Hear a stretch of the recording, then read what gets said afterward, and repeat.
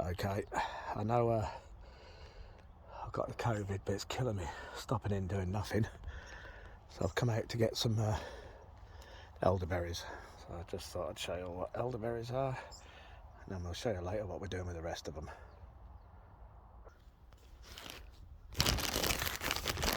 So as you can see, I picked quite a few, and as you can see, he says, let me move this. I use scissors to cut the stems. It saves a lot of time. A bit more to follow in a minute. Right, just been picked a load of elderberries. Make some elderberry port jam. The reason why I put the port in is because even though there's a lot of sugar in jam, elderberries can still be quite bitter, but for some reason just putting a tiny bit of port in makes them taste sweet. Anyway, as you can see, I've got water in the bowl. Do this because some people know this, some don't. Some people still try and pick each one off singly. If you use a fork and then just pull them through the fork like that, you go in the water, and then lots of the little stems come up top, look, and you just take them out in the end. Anyway, I'm just going to strip all these, and then I'll be back. Right, here we go then. So there's a kilo of elderberries, all been rinsed and strained. And now what you do, you still always find little bits of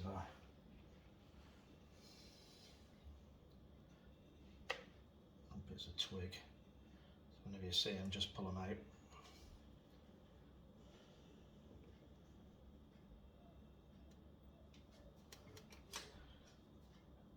Now, to speed the process up, I always mash them a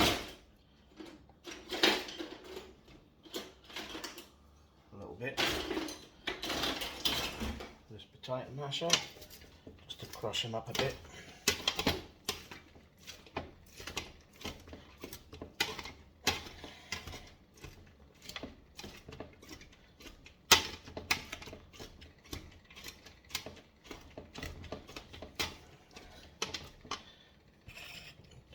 See if I can get that so you can see it a bit better.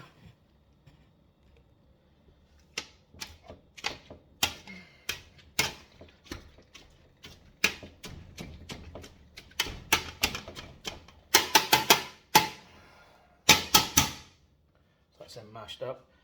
800 grams of sugar on top.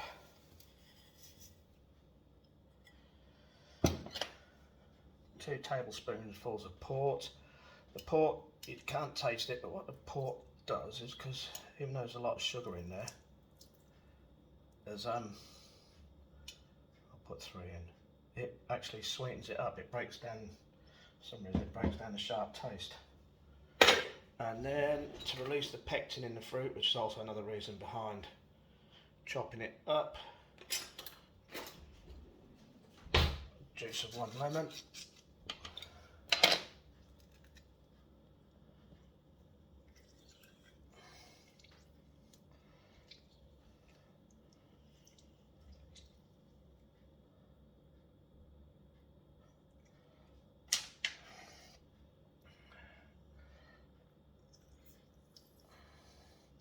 I know you probably would fancy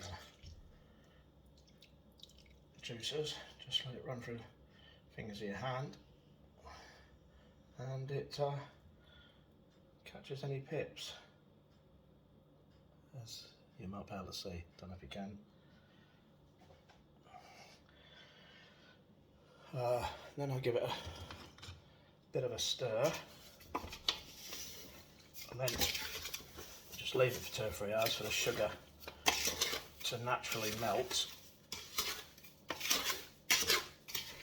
because then I personally believe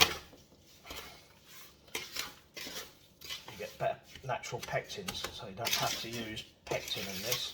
You can, if you want, chuck a small apple in for pectin, or buy some liquid pectin, but doing it this way and leaving it 2 or 3 hours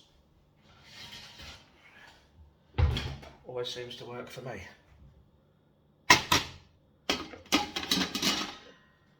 So there we go. So as you can see, all the sugar's melted now. So as you can see, all the sugar's melted now. So I've now turned the ring on. Don't put it on full heat straight away. Put it on, so number 4 out of number 6. Let it build up slowly, and then when you think it's hot, then turn it up to number 6 to get it to its boiling roll. It's good in the video, doesn't it? Yeah.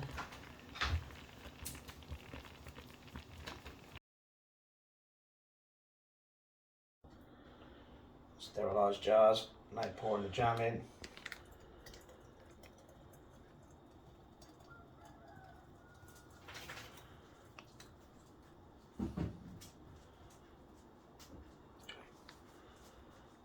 So okay, I know I've got the COVID, but it's killing me, stopping in doing nothing. So I've come out to get some elderberries.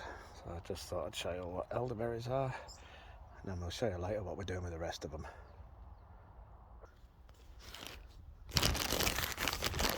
So as you can see, I picked quite a few, and as you can see, he says, let me move this. I use scissors to cut the stems. It saves a lot of time. A bit more follow.